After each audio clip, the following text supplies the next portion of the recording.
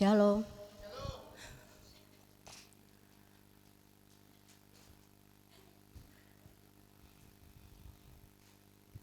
Oke. Oke, sebelumnya saya mau minta maaf buat rekan-rekan sekerja Allah yang ada di tempat ini karena tadi malam kami tidak sempat membagi buletin. Eh, saya perhatiin tiap kali Pak Ferdi kalau kita mau masuk dalam doa peperangan, doa sepakat, ada aja serangannya, ada banyak sekali. Dia juga ngalamin juga sempat sakit, tapi kita harus maju terus, jangan pernah pantang mundur, amin. Dan saya berusaha hari ini untuk menggantikan Pak Ferdi supaya nanti kalau doa sepakat tidak capek. Dan juga memang saya tiap kali Pak Ferdi selalu bilang untuk berkhotbah dan saya tidak mau menolak, puji Tuhan kalau diberi kesempatan kita semua ya. Bukan cuma saya, Pendeta Intan, juga teman-teman yang lain yang pernah berdiri di mimbar ini, kita semua, kita harus berani untuk berdiri di tempat ini. Kalau di luar sana mereka berani menyampaikan sesuatu yang salah, kenapa yang benar kita nggak berani di tempat ini, amin. Jadi kita semua harus berani untuk memberitakan firman Tuhan dimanapun kita berada, amin. Oke, sebelumnya juga nih saya mau kasih kesaksian sedikit. Kemarin itu waktu keponakan saya ada yang menikah di Bali. Dan kita sudah tanya sama Tuhan juga apa kita boleh pergi karena biar gimana pun ada pelayanan. Tapi untung semuanya tidak bentrok sama pelayanan. Dan Tuhan mengizinkan waktu itu namanya pikir kita kan hari Jumat pergi, Sabtu udah pulang kan. Wah udah lama banget gak ke Bali, pikir-pikir enak juga kalau berangkatnya pagi, lebih pagi lagi pesawatnya. Tapi tahu-tahu Tuhan bilang jam 7. Ya udah kita mau taat jam 9 ya. Jam 9 ya kita berangkat jam 7. Jadi Tuhan gak kasih kita pagi tapi Tuhan yang menetapkan tanggal. Puji Tuhan, Tuhan sertain kita. Tapi saya ngalamin satu hal yang luar biasa ketika pesawat mau landing di Bali. Itu tiba-tiba entah kenapa seperti ada strom di sini saya drrrr gitu. Aduh sakitnya luar biasa. Terus refleks tangan saya tutup telinga kanan kiri saya ini refleks saya tutup sampai nggak kedengaran sama sekali. Sakitnya luar biasa. Dan saya juga nggak ngerti dulu kan orang bilang kalau lagi flu jangan naik pesawat, kenapa? Karena tekanan udara itu bisa membahayakan juga. Tapi kemarin saya ngalamin dan jujur saya hampir 2 minggu ini flu nggak sembuh-sembuh, nyambung sembuh, kenapa? Karena waktu untuk istirahat tidak ada. Tapi puji Tuhan yang penting kita maju terus. Dan kemarin waktu pulang begitu juga ngalamin hal yang sama, tapi Ein juga lemes ya kemarin ya. Waktu mau landing, tapi baru-baru kaptennya kasih bilang kita mau siap-siap untuk landing, itu mulai waktu pesawat mulai turun, tiba-tiba kepala saya kayak, aduh nggak tahu deh, kayak mau meledak gitu, sampai kayak amandel saya kanan kiri kayak rasa kesakitan semua. Saya tutup telinga saya lagi, dua-duanya kenceng sekali, pokoknya nggak mau dengar suara dan saya tutup mata sambil berdoa terus. Saya nggak tahu lagi pokoknya sampai udah masuk aja, udah nyampe, udah touchdown ya udah langsung enakan. Terus saya ngobrol sama kakak saya, dia bilang gini waktu saya pulang ke Perancis, saya ngalamin flu berat waktu itu yang zaman-zamannya COVID dan itu sakitnya luar biasa. Ternyata pramugarinya itu kasih kayak seperti kapas, dikasih air hangat terus diperes untuk tutupin telinga.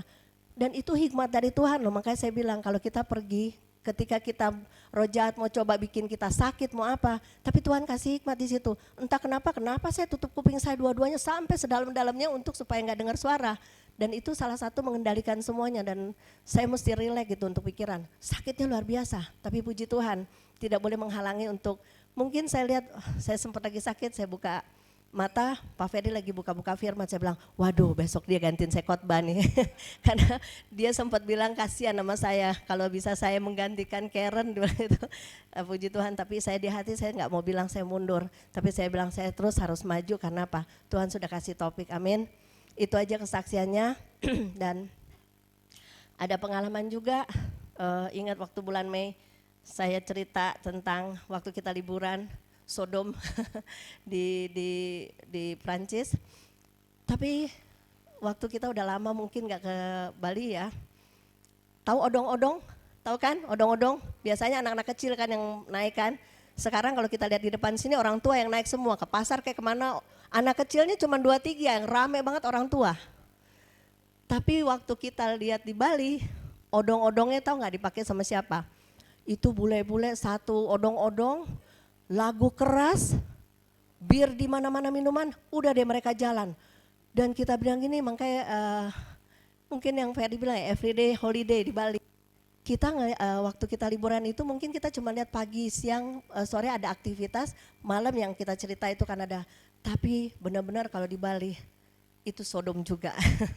Ya, sampai ada saudara saya yang dari Amsterdam datang, ketemu, dia itu sudah kena kanker, yang saya cerita.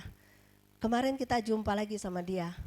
Dan itu dia setiap berapa menit dia tidak bisa tidak merokok dan dia harus minumnya ganja. Nah Yudet yang di sebelahnya dia bilang, Keras kok saya pusing, ya lu jangan deket situ, itu ganja keluar. Ya karena dia memang diizinkan sama dokter karena untuk menghilangkan sakit kankernya. Tapi lihat ya, jebakan iblis itu luar biasa. Bukan ngelepasin nikotin, tapi makin terikat. Walaupun itu resep dari dokter loh, tapi itu mengurangi dia punya oksigen. Dan dia bilang gini, bentar lagi gue mau mati, dia bilang gitu.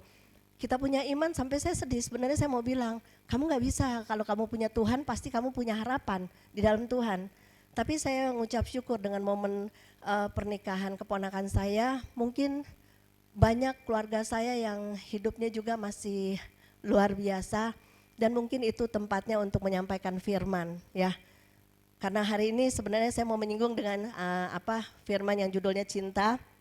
Mungkin kemarin Intan yang kasih curhatnya, nah sekarang saya cintanya yang saya bawa. Tapi cintanya versi Tuhan ya, cinta versi Tuhan. Dan saya lihat di sana cinta kasih yang disalahgunakan. Bahkan waktu baru berjumpa tanya sama suami saya, saudara saya baru datang gini, waduh gue nginep di satu hotel, dia bilang gitu. Terus masuk ke satu pub, saya kaget, ya tapi ya nama orang sana dia bilang gini, semua di dalam situ gay. Ya. 24 jam loh di depan mata kita karena kita benar-benar di Legian itu orang warawiri dan tempat yang memang aktivitas banyak sekali turis lewat, nggak jauh dari Kuta. Jadi itu asli kita lihat semuanya itu dari pagi sampai malam. Berarti lebih sadis dari yang kita waktu liburan loh. Di negara kita sendiri. Tapi ada nggak kepedulian kita juga kemarin di titip doa, ada nggak yang sudah berdoa? Ya. Kita harus peduli ya, ini di negara kita sendiri loh. Mungkin di kota-kota lain ada yang kayak gini tapi versinya berbeda. Mungkin ada roh agamawi atau apa, tapi semua melukai hati Tuhan dan inilah akhir zaman. Nah gimana caranya kita dipakai sama Tuhan harus menjadi berkat, amin. Dan kita harus benar-benar menyatakan diri kita benar-benar menjadi pengikut Kristus yang benar. Jangan sampai orang lihat kita Kristen tapi jadi sandungan, amin.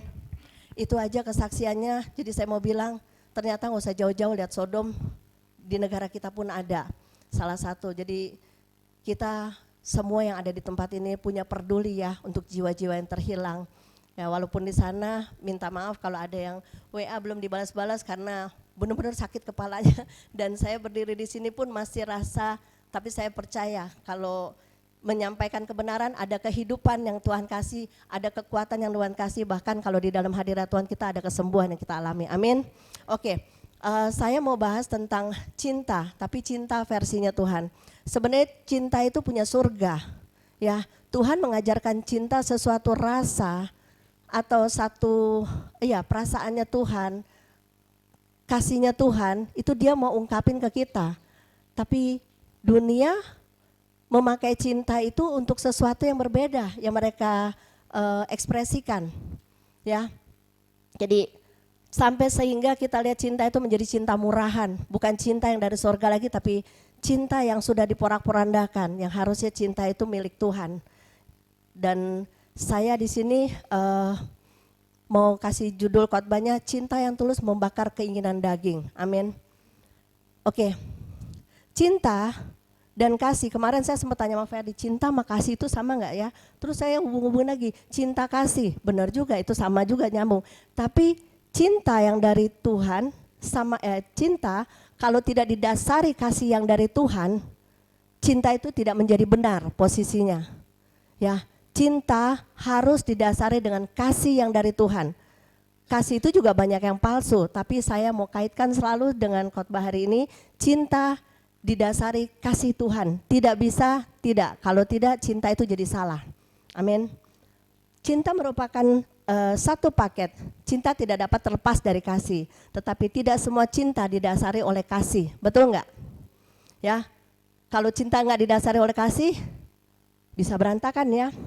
Jika cinta tidak didasari oleh kasih, merupakan cinta satu arah saja. Jadi suka-suka kita, kalau kita ketemu, saya ketemu sama Ferdi, gue cinta banget sama dia. Tapi bisa jadi satu arah juga, dia mau suka mau enggak, pokoknya gue cinta aja, suka nggak suka, lo mau terima gue mau cinta aja. Bukan didasari dengan kasih.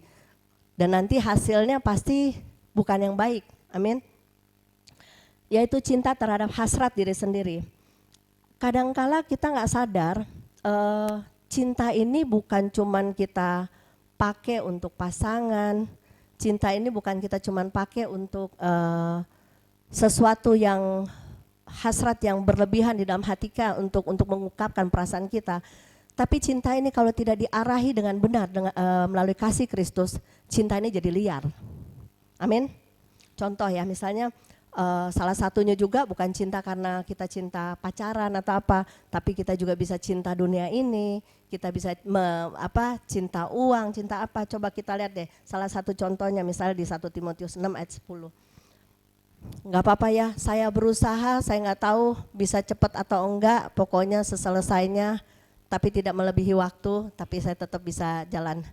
1 Timotius 6 ayat 10. 1 Timotius 6 ayat 10. Karena akar segala kejahatan ialah cinta ya, uang. Cinta uang. Ya, ini salah satu. Cinta itu bisa juga diekspresin ke sana. Kita bilang kita mengasihi Tuhan, tapi uang lebih dari segala-galanya cinta kita kepada Tuhan. Amin. Terus? Sebab oleh memburu uanglah beberapa orang telah menyimpang dari iman dan menyiksa dirinya dengan berbagai-bagai duka. Banyak banget ya orang kalau kehilangan Tuhan gak duka. Tapi kalau kehilangan uang luar biasa. Nangisnya seperti kayak gak ada hari esok. Bahkan aduh gue udah gak bisa bikin apa-apa lagi, mati aja deh gue. Kadang-kadang kita bisa loh korbanin ngomong ucapan sembarangan demi sesuatu yang tidak menjamin kita masuk surga. Tapi cinta yang dari Tuhan itu pasti membawa kita ke surga. Karena apa? Kalau cinta dibalutin dengan kasih Tuhan, itu kita masuk dalam perasaan Tuhan, keinginan Tuhan, semuanya itu, sehingga cinta itu tidak salah jalannya. Tapi kalau cinta tanpa didasari Tuhan, cinta itu jadi liar. Ya seperti ini salah satu ayatnya, cinta uang. Ya, dari pagi sampai malam kita bisa cari uang, tapi kita nggak cari Tuhan. Ya saya pernah nggak ya kasih kesaksian di sini, orang dia merasa banyak uang sekali ketika dia lagi pandemi, ngalamin sakit, tiba-tiba dia pikir wah sekarang hartanya nih yang bisa menyelesaikan. Dia pikir waduh malam nanti saya mau pesan pesawat pribadi, saya mau bawa untuk ke Singapura, saya bisa berobat, suster yang terbaik masuk di pesawat itu semua dengan rancangan uangnya. Apa yang terjadi? Jam 2 pagi meninggal. Dia pikir dia bisa bawa uang untuk menyembuhkan dia, tapi Tuhanlah yang punya semua waktu, dan Tuhanlah yang punya ketetapan hidup atau mati seseorang, bukan uang. Jadi sia-sia kalau kita dari pagi sampai malam cari uang, tidak utamakan Tuhan. Bukan berarti kita tidak boleh kerja, boleh sama sekali. Ya, tetapi dasar dari semuanya cinta kasih kita terhadap Tuhan utama. Amin. Oke, cinta juga bisa untuk cinta kita untuk diri kita sendiri. Kita mencintai diri kita sendiri. Coba lihat di 2 Timotius 3 ayat 2. Saya berusaha lagi cari supaya bisa nyambung semua, cuman ini pembukaannya mungkin masih membingungkan, tapi minimal kita mengerti cintanya Tuhan aja deh. Oke, lanjut. 2 Timotius 3 ayat 2. Manusia akan mencintai dirinya sendiri dan menjadi hamba uang. Ya, mencintai diri sendiri, jadi hamba uang. Saya pernah punya saudara satu, waktu dulu di Jakarta itu masih kecil ya, dia orang tuanya rohani sekali, papa mamanya itu rohani. Nah kemudian satu hari dia dijodohin sama orang Belanda, dia berangkat ke sana. Dia berangkat ke sana, sudah lama sekali, dia sudah punya anak satu, tapi suaminya meninggal. Terus saya senang dong namanya di kontak ya, ketemu lagi di Instagram. Aduh Kak Karen apa kabar gini-gini. Wah saya pikir ini udah lama nih, keponakan nih gak ketemu lagi. Saya kirimin dia firman Tuhan, saya kirimin. Tiba-tiba satu kali, apa yang dia jawab? Dia bilang, Kak Karen ini masih jam 4 pagi. Dia bilang gitu. Kalau kami di sini individual, jangan ganggu karena ini jam-jam kami istirahat. Saya bilang, aduh saya rasanya kalau mungkin saya bikin salah, oke, ini firman Tuhan ditolak jam 4 pagi, di mana yang harusnya kita duduk diam bersekutu sama Tuhan. Dia bilang begitu, saya rasanya terpukul sekali.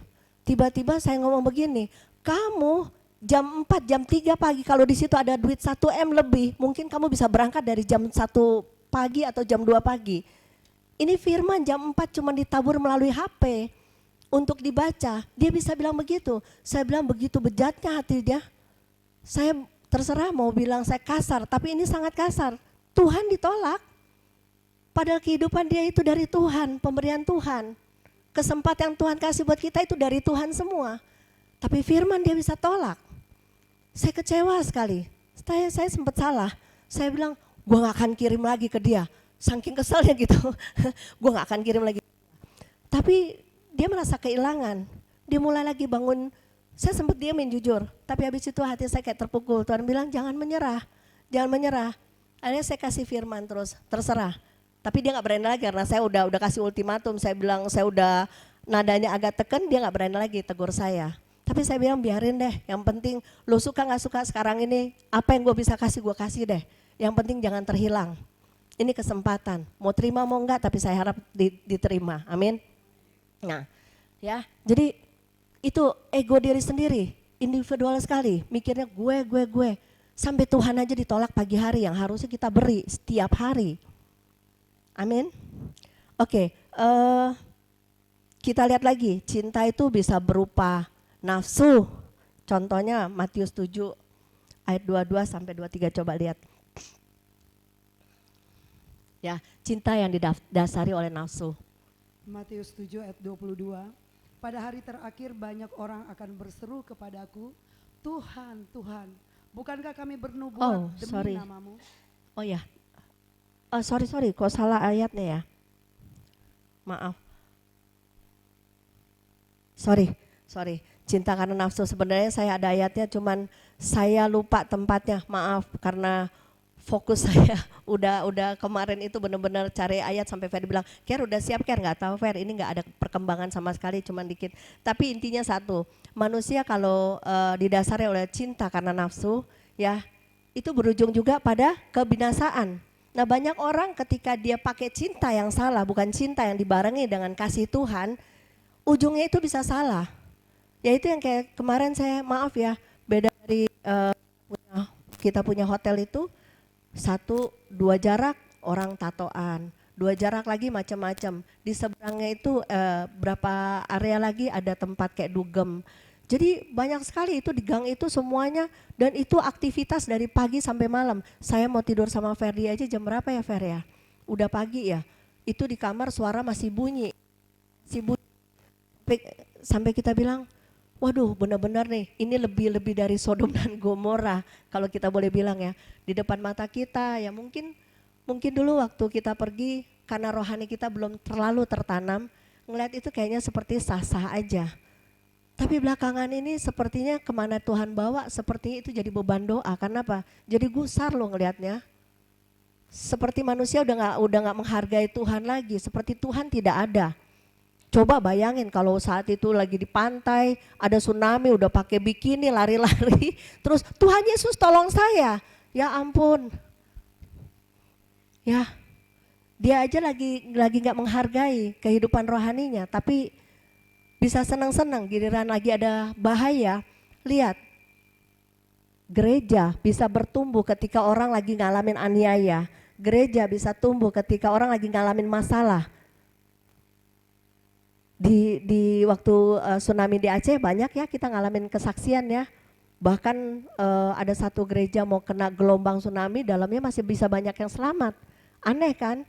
Tapi itulah Tuhan kita, dia cuma mau menyatakan pada dunia, sebesar apapun badai, sebesar apapun ombak, kalau engkau ada di dalam aku, engkau pasti aman. Nah kita lagi ngadepin itu, sebenarnya kita lagi ngadepin badai kehidupan kerohanian kita. Tapi pertanyaannya, takut gak sih kita sampai hari ini sama Tuhan? Takut bukan takut karena Tuhan serem, tidak. Takut akan kasih-Nya yang luar biasa buat kita. Sementara kasih itu bisa membakar loh, kalau kita dalam kekudusan, kasih-Nya Tuhan itu beda.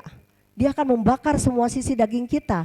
Cinta kasih yang normal itu yang dari Tuhan itu bisa membakar kedagingan kita. Tapi cinta nafsu bisa membakar kita hidup-hidup di api neraka. Nah banyak orang pilih cintanya di situ. Nafsu dengan banyak hal. Ya, bahkan kita sama Tuhan, sama sesama. Kalau kita mau bisnis kita bisa saling sikut menyikut, kita nggak peduli, yang penting gue puas. Ego kita luar biasa. Kita mengalahkan cinta yang ada dari Tuhan itu. Kasih udah nggak ada. Kasih itu juga bisa palsu loh. Tapi saya mau gandengin cinta ini sama kasih yang dari Tuhan. Amin. Oke. Cinta dalam kekristenan berasal dari kasih Allah atau agape. Cinta mula-mula. Nah cinta mula-mula itu dimana kita baru kenal Tuhan. Kita punya hasrat yang luar biasa sama Tuhan. Dan itu harus dibangun sampai hari ini sebenarnya. Cinta mula-mula itu mesti kembali. Termasuk gereja, termasuk semua. Itu harus kembali lagi ke porsi yang semula kalau kita mau selamat. Amin. Agape, cinta mula-mula yang berasal dari Tuhan. Cinta yang tulus, cinta yang suci. Tidak ada cacat di dalam cinta agape yang dari Tuhan. Tidak ada cacat sama sekali. Nah sekarang pertanyaannya, hidup kita ini cintanya yang dari Tuhan atau cinta sesuai daging kita? Nanti satu-satu kita bisa jabarin, kita bisa ukur ya. Tolak ukurnya di firman Tuhan. Saya ini posisinya di mana nih kasih cinta sama Tuhan? Apakah betul saya sudah memberi buat Tuhan? Sebenarnya luas loh, luas sekali. Cinta ini kita bisa kaitkan ke semua. Kenapa? Rasa perasaan cinta Tuhan itu adalah hasrat Tuhan untuk menyampaikan kepada kita supaya kita bisa merasakan perasaan Dia. Kalau kita nggak punya cinta sama Tuhan, kita nggak akan ada di sini. Tapi pertanyaan, belum tentu semua orang ke gereja karena cinta Tuhan. Ya, cuman untuk rutinitas saja kita datang ke gereja, kita cuma dengar firman, pulang-pulang masih sama gayanya, ngomongnya juga masih sama, semuanya masih sama. Harusnya gereja ini udah berapa tahun ya? 9. Pertanyaan kita, umur rohani kita sudah berapa tahun bergabung di Chosen Generation? Jangan sampai bilang, tiap kali saya selalu ingetin, khotbahnya keras ya Pak Ferdi itu, jangan yang khotbah ini itu, kurang cocok. Lah, yang dengar Tuhan, yang menikmati, yang berbicara Tuhan, yang menilai manusia, manusianya jadi juri, jemaatnya jadi juri. Enak tidaknya saya mau yang sesuai dengan telinga saya. Giliran kena, lu ngakimin gue lo. Lu ngakimin gue lo. Serem ya. Kita ini gereja-gereja kecil, jangan sampai firman yang ditabur di sini kita anggap itu firman menghakimi. Kenapa? Karena kedegilan hati kita sendiri. Karena kita nggak mau dihakimin, akhirnya kita bilang nggak benar tuh firmannya. Tapi tertulis di Alkitab, mau benar mau salah, mau disinggung mau enggak sama hamba Tuhannya, lihat ke firmannya aja. Amin. Ya, aduh katanya Bu Karen pilek-pilek galak. Enggak ya, kita lagi mau belajar ya, kita mau belajar. Jadi kita harus kembali ke cinta mula-mula, cinta yang dimana tidak ada kerusakan di dalamnya, cinta yang benar-benar murni yang dari Tuhan. Kita harus implementasikan dalam hidup kita, amin. Nah, pusatnya itu cintanya pada Tuhan. Kalau kita pusatnya cintanya enggak pada Tuhan, atau kita kaitkan dengan kasih yang dari Tuhan, tidak mungkin kita berhasil menggapai cinta yang sesungguhnya. Betul? Pusatnya itu cintanya pada Tuhan. Apapun aktivitas kita, cintanya Tuhan. Bagaimana untuk dapat cinta Tuhan? Ya menyatukan dirilah sama Tuhan. Bagaimana kita bisa mengerti perasaannya? Banyak orang bilang, otak gue kecil, gue gak bisa. Orang bilang, gak mungkinlah kita bisa hidup kudus di dunia ini. Siapa bilang? Tuhan bilang, kejarlah kekudusan. Amin. Nah otak kita aja gak bisa terima karena apa? Cinta kita cinta palsu. Cinta yang udah dirusak sama kuasa kegelapan, akhirnya cinta daging. Sehingga kita cuma cinta untuk kesenangan kita, tidak cinta sesuai dengan kerajaan sorga. Ya, nanti saya akan bawa lagi bahwa sebenarnya cinta itu asalnya dari sorga. Ini nih pengorbanan Yesus Kristus. Nanti ke depan kita bahas lagi terus.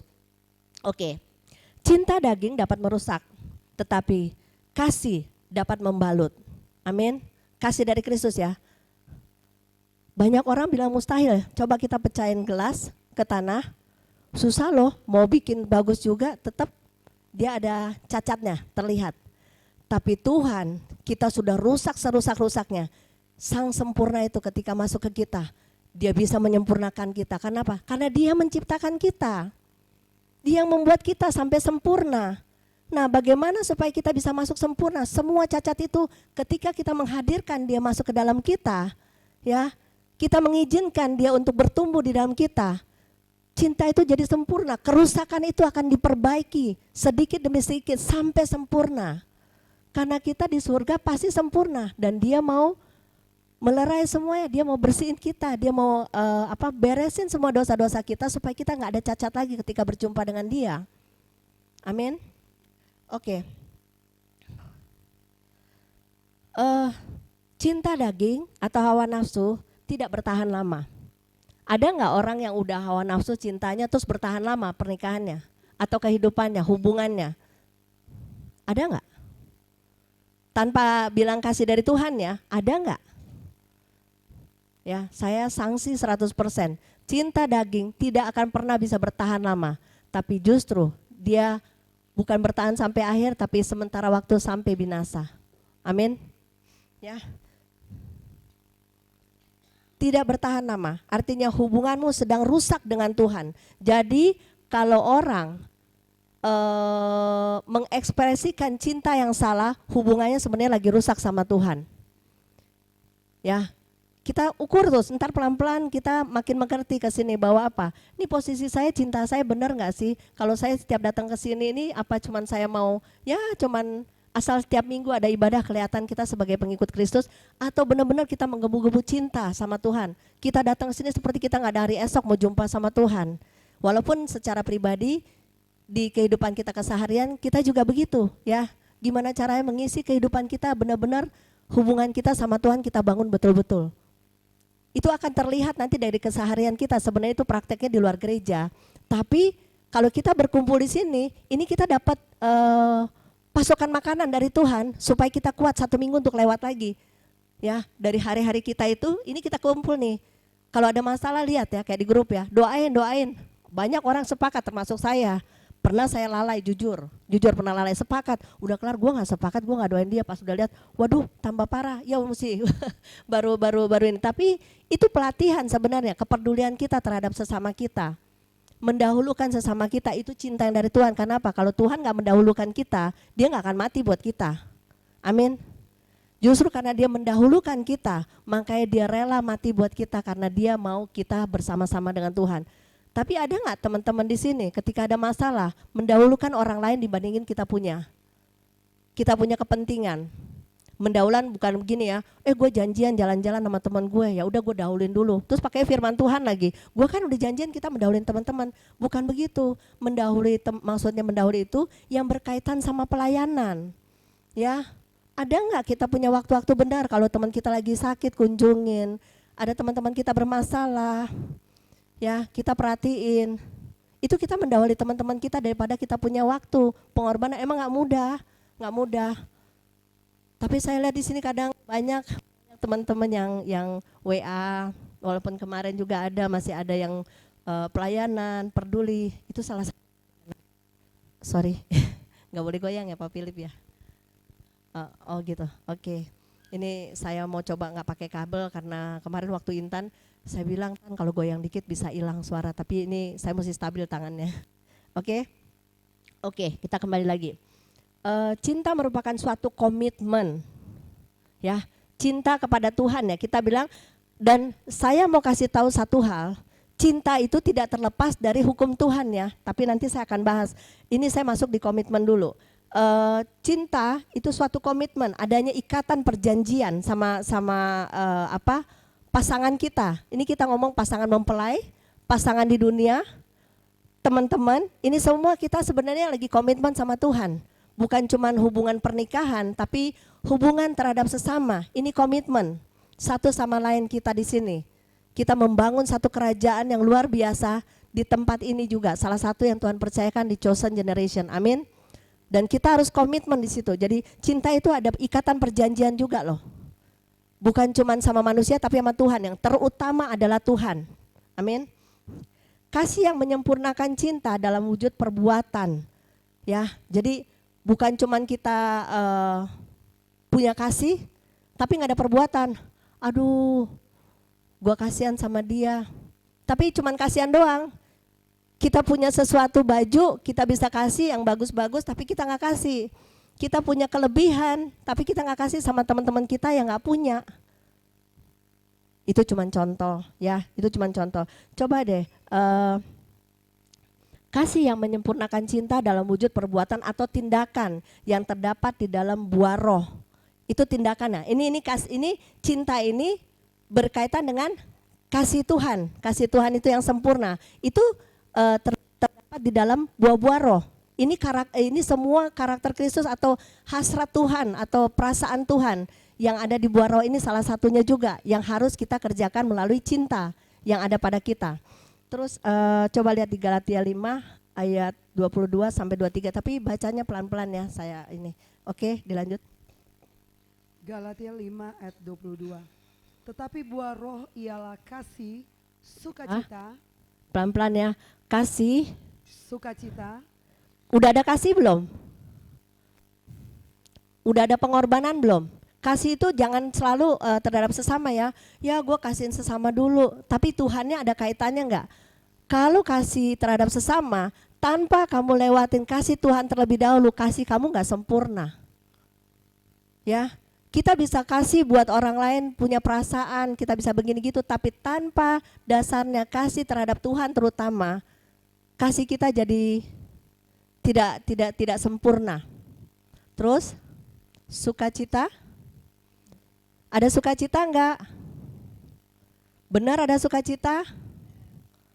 Ya, kita harus ada sukacita di dalam Tuhan ya. Saya imanin itu, makanya saya nggak mau bahas karena apa? Itu iman kita semua, harus ada sukacita. Damai sejahtera, sudah ada damai sejahtera belum? Hah? Benar. Coba kalau misalnya uang diambil, rumah mesti disita, intimidasi dari luar, benar nggak? Ada? Berani nggak? Kalau selama ada Tuhan harus berani ya. Kesabaran, udah ada sabar belum satu sama lain? Ya, ketika kita lagi enak-enak aktivitas, terus tiba-tiba, kita kesini yuk, kita kunjungan. Waduh, gue nggak bisa, gue udah janjian sama teman gue. Tapi sebenarnya ada pekerjaan Tuhan yang lebih penting. Gue pergi dulu deh. Padahal teman kita di rumah sakit, hilang ya. Perlu saya ganti mic-nya?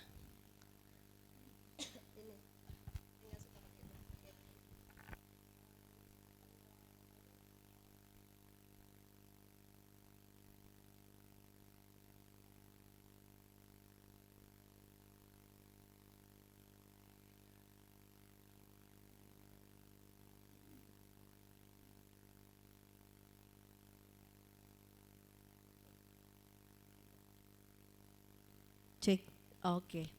Maklum, biasa terima jadi Pak Philip. Jadi baru tahu ternyata mesti diputar. Oke, kita lanjutkan ya. Ini karakter Kristus semua nih dalam cinta yang sesungguhnya atau kasih yang dari Tuhan ya. Ada sukacita, damai sejahtera, terus sambung kesabaran, terus kemurahan, ya, kebaikan, ya, kesetiaan, ya, terus lanjut. Kelemah lembutan, ya, penguasaan diri. Ini kita takar terus ya, walaupun tiap hari nih udah pada dengar nih. Ini buah roh, udah biasa saya dengar. Cuman prakteknya benar-benar enggak? Benar-benar enggak udah ada semua? Kelemah lembutan, udah lembut belum atau masih garang? Ya. Itu kan kebiasaan kan, kalau lagi jalan, ini banyak loh, tapi sebenarnya kesaksian yang kita nggak sadar sebenarnya. Misalnya gini nih, ada anak kita lagi mau nyebrang, dia ngikutin kita, misalnya anak kecil ini ngikutin kita dari belakang, tapi kita nggak tahu, tiba-tiba kita nyebrang, anak itu lari. Tiba-tiba di tengah-tengah antara anak kita sama air, ini perumpamaan ya, ada air, ada genangan air, tiba-tiba motor lewat. karena dia lihat begitu, dia ciprat, tapi dia menghindar supaya tidak tabrak anak kita. Kita udah maki-maki orang, bego mata lu di mana? Ya udah pasti mata di sini, kata Pak Ferdi, nggak keluar. Ya, tapi orang bilang begitu. Tapi sadar nggak ketika dia baru sadar, sebenarnya motor itu lagi menghindar supaya tidak tabrak anaknya. Apakah ini satu berkat sebenarnya? Tapi kita gampang untuk ngambil keputusan dulu untuk menghakimi orang. Padahal ada maksud tertentu. Amin. Sorry.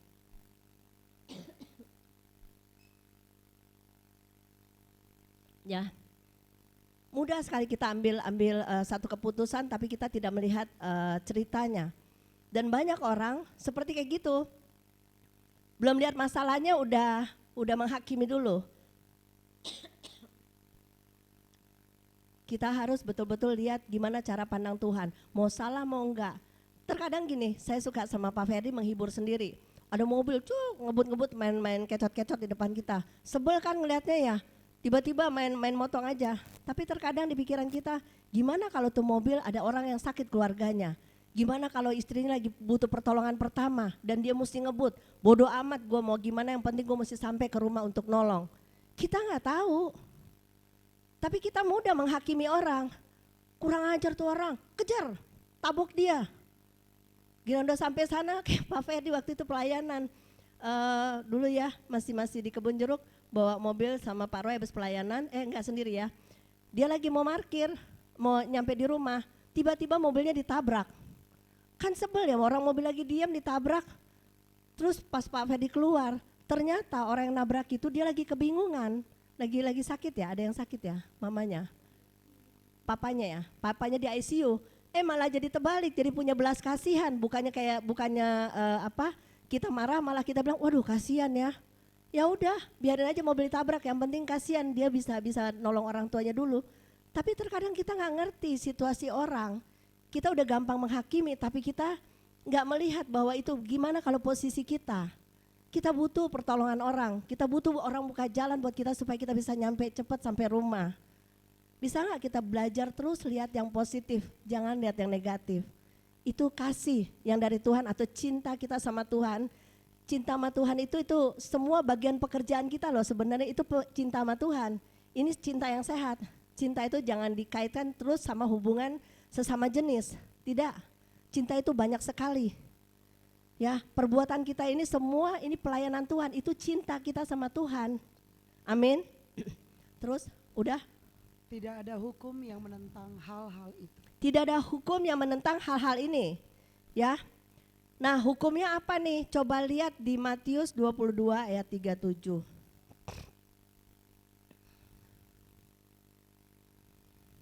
Matius 22 ayat 37, jawab Yesus kepadanya, kasihilah Tuhan Allahmu dengan segenap hatimu dan dengan segenap jiwamu dan dengan segenap akal budimu. Ya, terus?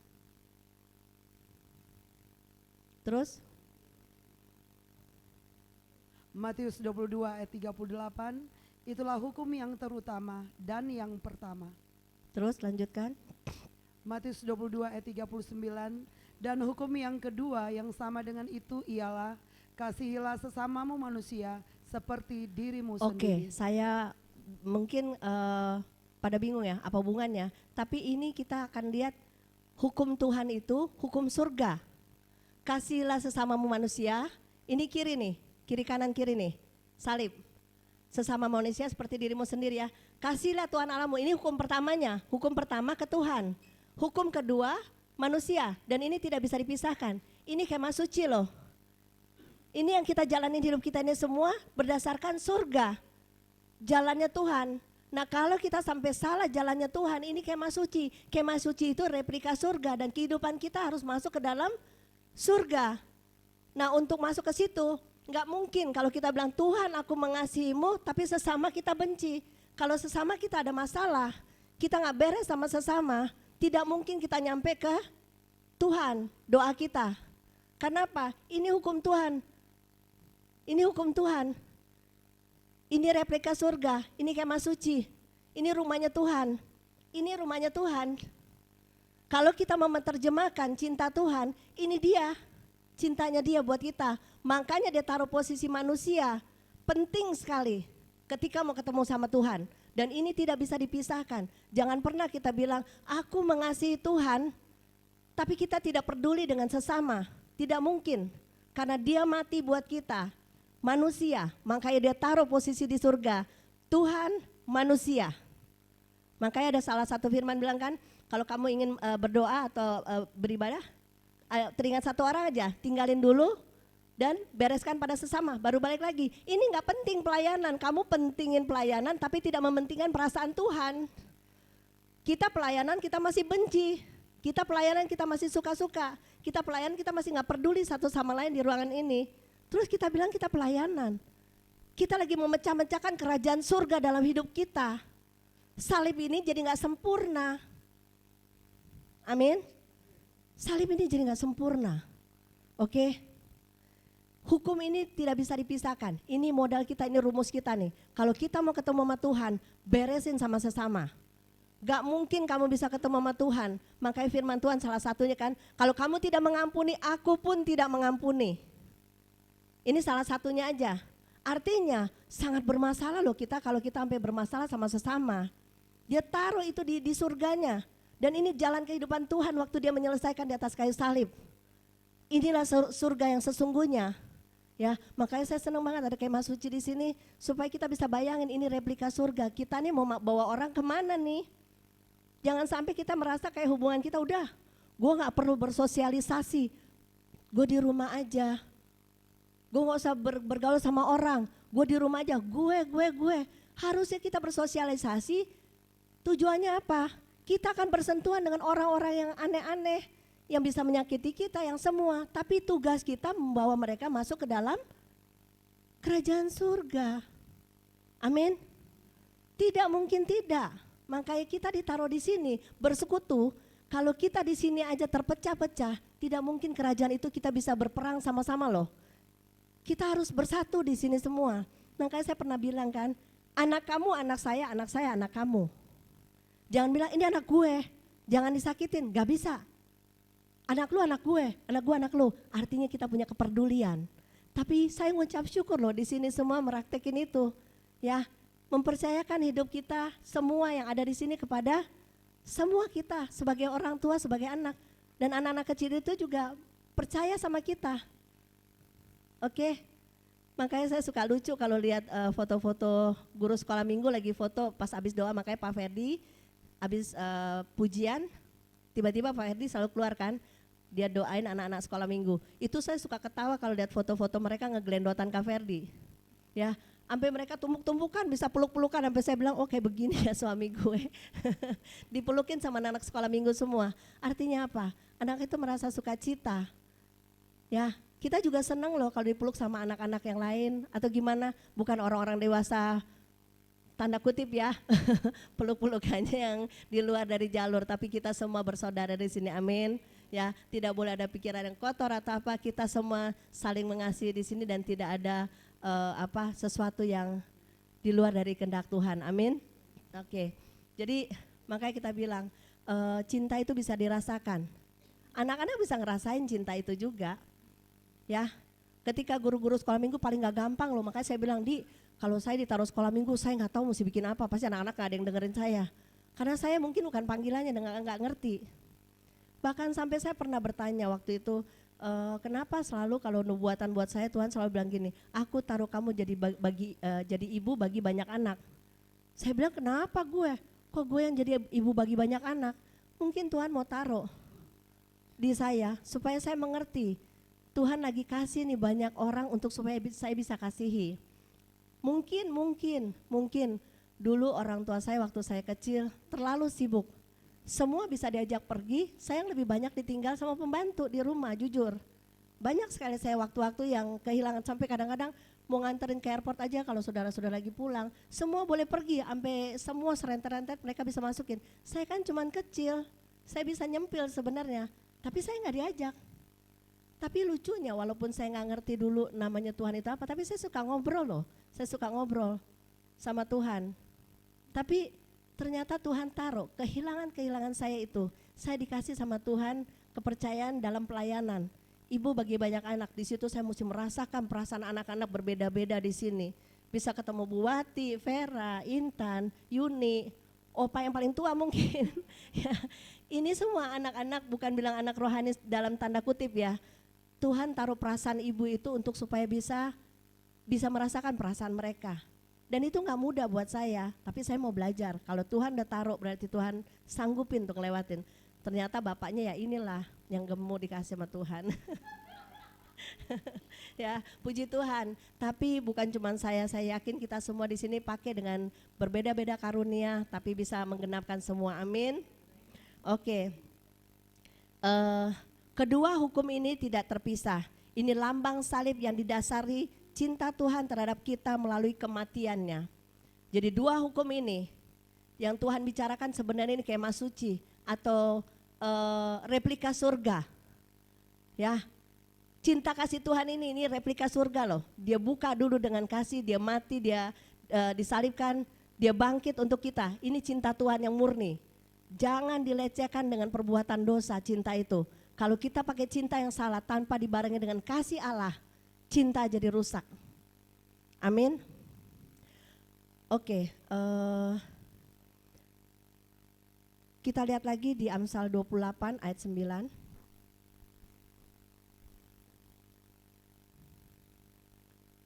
Amsal 28 ayat 9. Siapa memalingkan telinganya untuk tidak mendengarkan hukum, juga doanya adalah kekejian. Hukum yang terutama, hukum yang kedua, doanya jadi keji loh kalau kita memalingkan, kita tidak dengar-dengaran sama hukum ini. Keji loh, kenapa? Karena ini hukum Tuhan. Ini hukum Tuhan, kasihlah Tuhan Allah, kasih sesama. Kalau kita memalingkan untuk tidak mendengar hukum ini, doa kita keji loh. Kita harus menjadi pelaku. Amin. Ya. Ini sebenarnya Tuhan lagi mengungkapkan cinta Dia sama kita. Tanpa pengorbanan, cinta menjadi cacat. Tidak dapat dinikmati Tuhan dan tidak dapat dinikmati sesama. Ya, betul enggak? Makanya kita bilang, ini pengorbanan Tuhan buat kita. Ini pengorbanan Tuhan buat kita. Makanya cinta sama kasih itu harus satu. Cintanya Dia murni sekali buat kita, sampai Dia mau mati buat kita. Ini cinta Tuhan yang asli. Jangan diputar balikin ya. Jangan diputar balikin. Amin. Kok jadi hilang suaranya? Apakah saya bikin jadi horor nih khotbahnya? Sampai mukanya pada tegang. Oke. Ya, tanpa pengorbanan cinta cacat, tidak dapat dinikmati Tuhan dan tidak dapat dinikmati sesama. Kalau kita bilang kita mengasihi Tuhan, pasti sesama bisa nikmatin. Benar nggak? Tapi kalau kita tidak bisa dinikmati, kira-kira kalau Tuhan tidak bisa menikmati kita, kira-kira mungkin nggak kalau sesama bisa nikmatin kita? Mungkin nggak? Walaupun orang sebaik apa, mau kasih duit banyak ya mau gimana, tapi pertanyaannya bisa dirasain kok. Cinta kalau kita benar-benar bisa dinikmati sama Tuhan, pasti sesama kita bisa merasakan itu. Kenapa? Merasakan itu ada perubahan di dia juga. Modal cuma lihat, makanya ada firman Tuhan kan tanpa perkataan.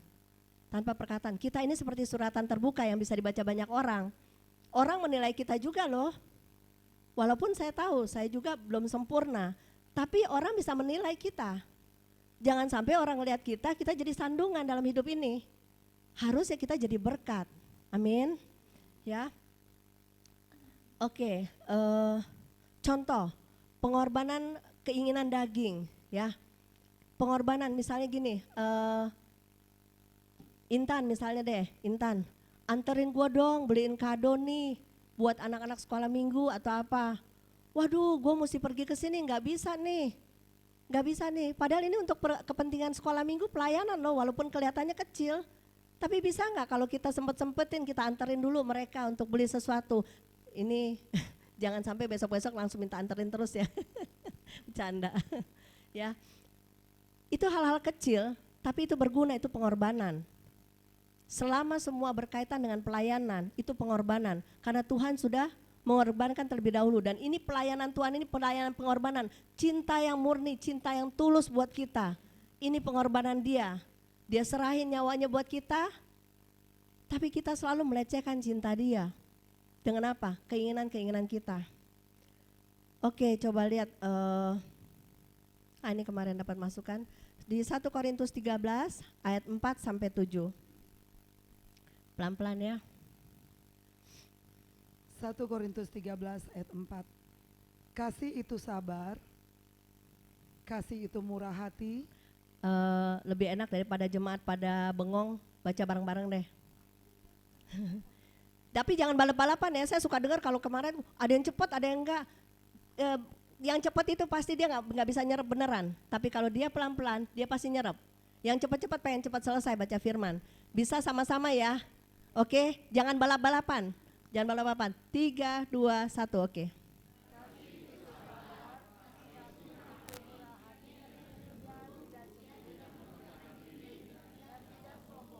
Amin. Kasih itu sabar, ya. Kasih itu murah hati. Kasih itu tidak cemburu. Kasih itu tidak membanggakan diri dan tidak sombong. Orang kadang baru punya 1 berlian aja, waduh, kepalanya tinggi banget. Nyembahnya begini-gini nih, wih, bling-bling. Ya. Kalau pakai gelangnya emas baru angkat biar kelihatan goyang-goyangnya. Wih, cewek bling-bling. Padahal pulang naik angkot juga. Ya, tapi bisa sombong. Lihat ya, gara-gara cuma barang mahal sedikit bisa sombong. Kalau misalnya mobil, Pak Ferdi mobilnya cuma begitu doang. Pas di depan sini mobilnya Jaguar. Wih, mobil siapa tuh? Wah, nyembahnya langsung tinggi gini palanya. Ya. Ini cuma gara-gara benda aja kita bisa menzolimi sesama. Dengan cara apa? Ya, lu gak level sama gue mesti duduk yang paling terdepan dan gue harus dihormatin. Buka karpet.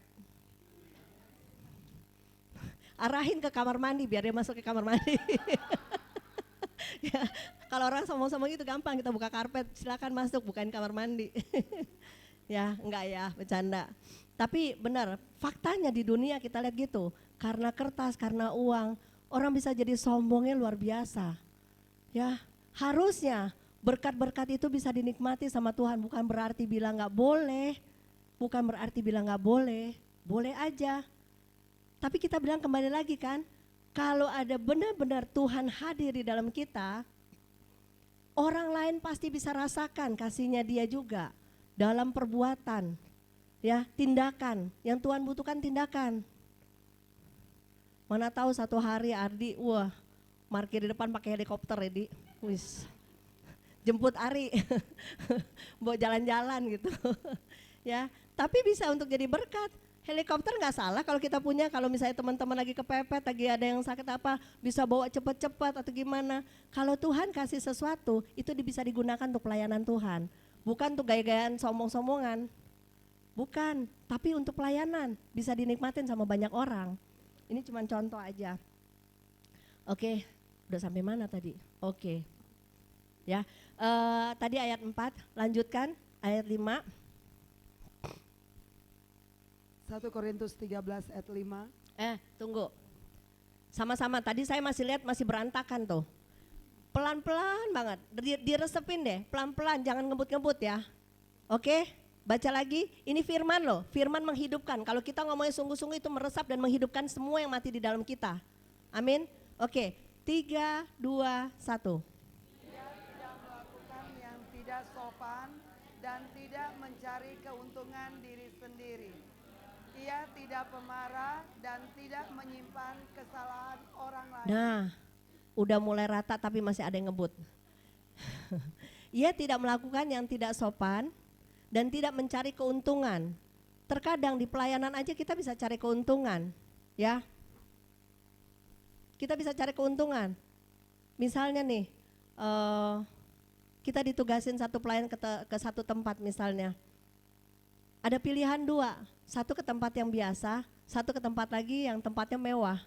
Terkadang kita pikir gini, wah enak di sana, kalau gue yang mewah ini gue makannya enak nih. Kalau kesini yang gue dapat kesusahan. Itu kita lagi percabulan rohani loh, kita dalam pelayanan. Kita memilih-milih pelayanan, mana yang enak untung buat gue, mana yang gak untung buat gue, tapi pakai nama Tuhan. Kan pelayanan punya Tuhan, betul gak? Tapi kita bisa ambil untung loh, kita mencuri kemuliaan Tuhan di situ. Hati-hati, itu percabulan rohani, kita sedang main negosiasi, nama Tuhan kita pakai untuk kepentingan kita. Dosa loh. Ya. Jadi kita harus tulus dalam melayani sesama. Jangan sampai kita melangkah, kita bilang kita pelayanan tapi mencari sesuatu untuk kepentingan kita. Bukannya nggak boleh, kita sebagai hamba Tuhan, kita hidup dari pelayanan. Tapi yang kita alamin, tanpa kita gimana pun juga Tuhan bisa menggerakkan banyak orang untuk memberkati kita juga, tanpa harus kita cari, ya. Tapi pun tawar-menawar itu juga banyak loh, banyak juga yang bisa menyesatkan. Ada yang dari Tuhan, ada yang bukan dari Tuhan. Banyak ya kesaksian sebenarnya, tapi nggak mungkin saya kesaksian. Saya bilang selalu mau dikit, tapi ternyata lumayan waktu udah lewat. Terus lanjut lagi ke 6. Pelan-pelan lagi, 3, 2, 1. Ia tidak bersukacita karena ketidakadilan, tetapi karena kebenaran. Ia tidak bersukacita karena ketidakadilan, tapi karena kebenaran. Amin. Ya, itu harus ditanamin di dalam hati kita. Lanjut, ayat yang ke-7. Ya, entar dulu, 3, 2, 1. Ia menutupi segala sesuatu, percaya segala sesuatu, mengharapkan segala sesuatu, sabar menanggung segala sesuatu. Udah ada belum di dalam kita ini semua? Ini cinta kita terhadap Tuhan loh. Cinta kita terhadap Tuhan harus semuanya ada di dalam kita. Ya, jadi di ayat ganjil tadi berbicara soal perasaan. Ini perasaannya Tuhan yang kita harus lakukan. Ya, kalau di ayat genap itu kita lihat perbuatan. Jadi kita harus punya perasaan Tuhan, apa yang kita lakukan itu sesuai dengan perasaan Tuhan, harus dilakukan dengan perbuatan. Punya perasaan juga nggak perbuatan, pincang juga, ya. Tapi punya perbuatan tanpa perasaan Tuhan juga salah. Jadi semuanya perasaan dan perbuatan harus didasari dengan kasih Tuhan, biar tepat. Amin. Jadi pelayanan kita jadi nggak salah-salah, nggak suka-suka, pakai perasaan kita sendiri. Oh, sorry ya. Gue hari ini gue nggak bisa, gue mesti pelayanan ke sana. Padahal ada tugas di sini. Tapi kita tidak melakukan dengan tulus panggilan kita. Ini perasaan kita atau perasaan Tuhan? Pelayanan ini punya Tuhan loh. Itu makanya tadi di atas saya bilang ada komitmen. Komitmen itu harus dilakukan. Perasaan Tuhan yang utama yang kita kerjakan, ya. Harus seimbang perasaan Tuhan yang kita kerjaan itu melalui perasaan Tuhan, bukan perasaan kita. Kalau perasaan kita pasti buyar. Oke, jadi kasih terhadap perasaan dan perbuatan. Jika kasih itu dari Tuhan, artinya perasaan dan perbuatan harus sesuai dengan seleranya Tuhan. Amin. Bukan selera kita ya. Pelayanan itu seleranya Tuhan, bukan selera kita. Jadi kita nggak bisa menetapkan gue mau begini, gue mau begitu. Tanya sama Tuhan. Karena pelayanan milik Tuhan. Ini cinta kasih kita terhadap Tuhan, makanya kita bilang semua yang kita lakukan ini pengorbanan Tuhan, cinta Tuhan buat kita. Sekarang bagian kita, cinta kita buat Tuhan apa? Lakukan semua hukum terhadap Tuhan, terhadap sesama, dan pekerjaan Tuhan itu semua harus dilakukan. Kalau enggak, cinta kita cacat, tidak sempurna. Amin. Jika kasih tidak disertai perasaan dan perbuatan yang dari Tuhan, maka kasih menjadi tidak sempurna dan menjadi syarat akan dosa. Ya, kalau Tuhan saja sudah tidak dapat menikmati cintamu, mustahil jika sesama kita manusia bisa menikmatinya. Itu yang tadi saya bilang ya. Jadi bagaimana Tuhan bisa tidak menikmati kita? Terus orang bilang, gue bisa menikmatin lo tanpa Tuhan? Mustahil, bohong itu namanya.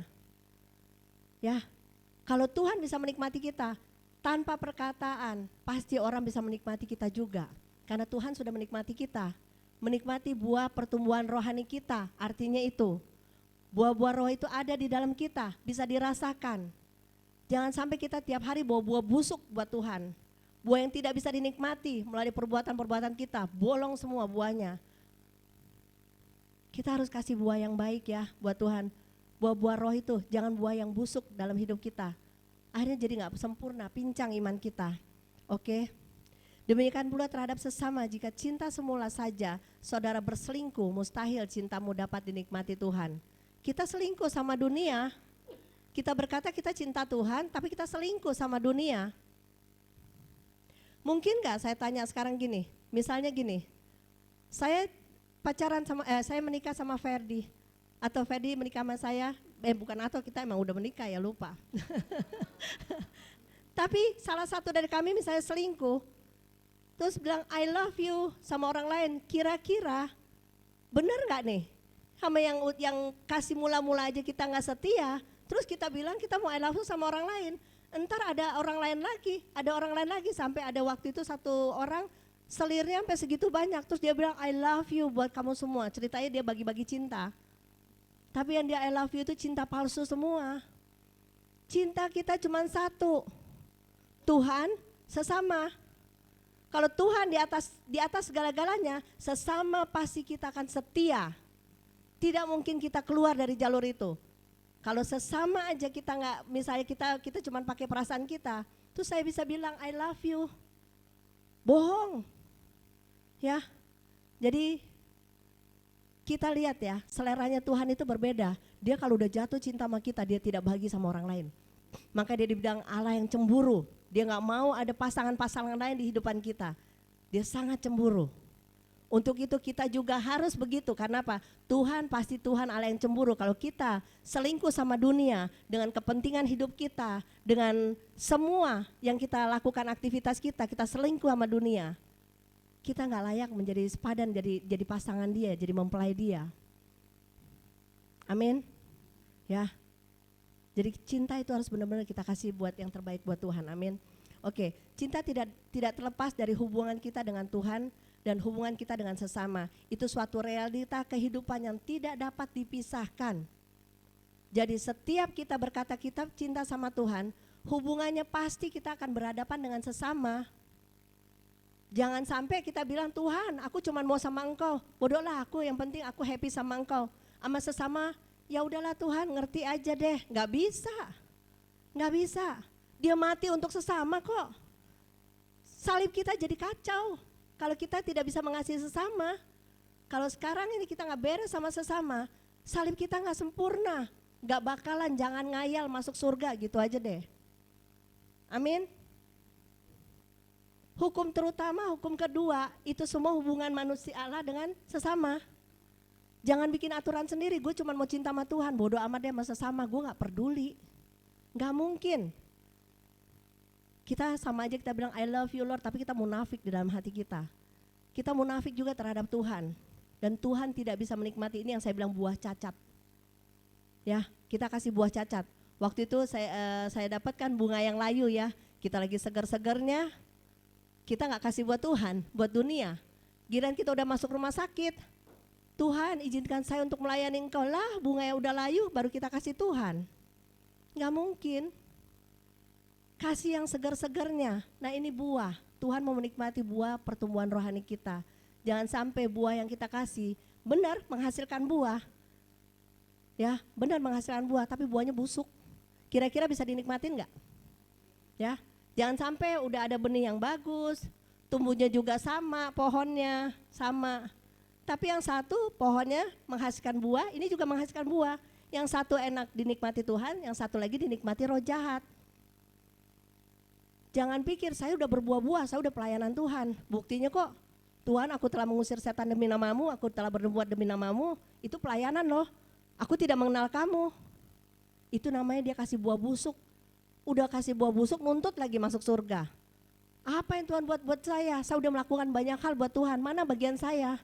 Udah gak perlu minta kayak gitu. Harusnya kita udah ditebus memberi buat Tuhan. Gak usah minta-minta lagi. Orang yang dewasa rohani, dia memberi tiap hari buat Tuhan. Ya, bukan berarti kita tidak boleh minta ya. Makanya Tuhan bilang kan mintalah. Tapi minta kalau ada dorongan roh Allah di dalam situ, mintanya sehat kita sama Tuhan. Mintanya gak ngoyo-ngoyo. Karena apa? Tuhan terlibat dalam doa kita. Kalau kita doa Tuhan tidak ada di dalam kita, pasti doa kita mintanya yang enggak. Habis itu ketika kita gak dapat kita kecewa. Tuhan aja gak dilibatin, orang melakukan bisnis, Ya, Tuhan nggak dilibatin.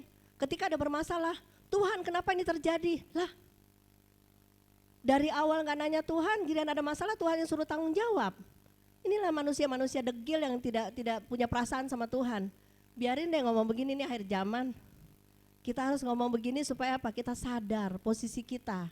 Posisi kita ini kita disiapkan akan menjadi calon mempelai. Kalau calon mempelai, buahnya harus sehat. Benihnya juga sehat kok dari surga. Ya, tiap hari kita makanya saya bilang gini kan, kalau saya lagi konseling ya, kita udah kasih benih nih sama Tuhan nih. Kita mulai nabur. Nah, bagaimana caranya? Tuhan akan memberi pertumbuhan. Tapi benih itu kalau kita nggak doain terus, kita siram terus benih itu, nggak akan bertumbuh dengan baik. Bisa aja ada kok rumput liar, nggak diurus dia bisa numbuh sendiri, tapi liar nggak bisa dinikmati. Tapi beda ketika kita dapat benih, kita tabur, kita mulai doa untuk benih itu. Terus sama aja kita lagi siram. Satu hari aku akan memberi pertumbuhan, dan ketika dia udah jadi benar, banyak orang bisa menikmatinya. Ya, banyak orang bisa bertobat, banyak orang bisa mengalami terobosan. Inilah cinta kasih Tuhan terhadap kita. Ya, saya cuma mau menekankan cinta yang dari Tuhan, di mana sebenarnya kunci utamanya membakar semua keinginan daging kita, karena kita begitu mengasihi Dia. Dia sudah lakukan loh di kayu salib. Ini pengorbanan Dia, ini kemah suci. Ya, kita mau masuk rumah Dia nih, ini surga. Makanya saya selalu kalau konseling saya bilang, ada kandil, firman Tuhan, ada meja roti sajian, ada mezbah ukupan. Ini harus kuat di dalam kita. Firman harus kuat. Pengorbanan waktu-waktu kita sama Tuhan harus benar-benar kita berikan. Pujian penyembahan kita harus kita berikan juga sama Dia. Baru kita bisa ketemu dengan tabut perjanjian, atau kita siap dipersiapkan menjadi mempelai yang kudus. Tanpa cacat, tanpa celah. Nah sekarang pertanyaan saya, apakah jemaat di sini cuma mau sekedar selamat yang dibilang di Alkitab anak-anak gampang? Atau kita benar-benar mau jadi mempelai yang kudus? Kesempurnaan yang kita uber nih. Ya, kalau kita mau sampai kesempurnaan yang benar-benar, kasih cinta yang terbaik buat Dia. Cinta yang dibalut dengan kasih yang sempurna dari Tuhan. Cinta yang tidak dilibatkan dengan kasih Tuhan, cinta itu jadi rusak. Ya, jadi pesan saya hari ini, saya nggak ngomong banyak-banyak, saya cuma mau mengajak jemaat untuk betul-betul kita datang ke sini jangan sampai kita cuman duduk rutinitas, tapi persiapin buah-buah cinta itu buat Tuhan, supaya Dia bisa menikmati hidup kita, Dia bisa merasakan apa yang kita berikan. Ya, makanya kita nih kalau lagi ibadah nih dua arah, nggak satu arah. Kita datang kadang-kadang, aduh, gue nikmat banget nih hadirat Tuhan. Di situ lebih enak tuh, pergi ke sana rame-rame, hadirat Tuhan enak. Tapi nggak ada perubahan, tidak ada pertobatan, tidak ada komitmen, tidak ada apa-apa. Tidak mungkin, tidak mungkin. Setialah dalam perkara kecil. Apa yang kita dipercayakan, setia lakukan di situ. Mau sampai kita tutup mata, setia aja perkara kecil itu. Upahnya sama kok sama KKR yang ribuan orang, jutaan orang. Sama kok upahnya, asal kita setia. Ya, saya tantang teman-teman semua, beri cinta yang terbaik buat Tuhan karena Dia sudah melakukan bagi kita. Jangan sampai cinta kita belum cinta yang sempurna yang Tuhan rasakan sama kita, dan banyak sekali kita memanipulasi cintanya Tuhan itu untuk kepentingan kita. Jangan sampai itu. Pesan saya sama teman-teman, beri cinta yang terbaik buat Tuhan. Jangan buang-buang waktu lagi buat Tuhan, karena waktu kita singkat. Lihat, tiap kali nubuatan, waktuku sudah tidak lama, kita nggak tahu kapan. Tapi kita lihat, banyak sekali kita sekarang ada sosial media, kita lihat dunia ini tidak stabil, semua tergoncang. Ini kesempatan, kalau ini belum sampai terjadi, udah berapa banyak intimidasi, megatrust, ya. Tapi kita lihat banyak sekali gempa sekarang di mana-mana. Tapi selama kita benar-benar mencintai Dia, Dia tidak akan melukai kekasih-kekasih jiwanya. Amin. Untuk itu saya tantang saudara semua, beri cinta yang terbaik buat Tuhan untuk membakar kedagingan kita. Amin. Oke, Tuhan Yesus memberkati.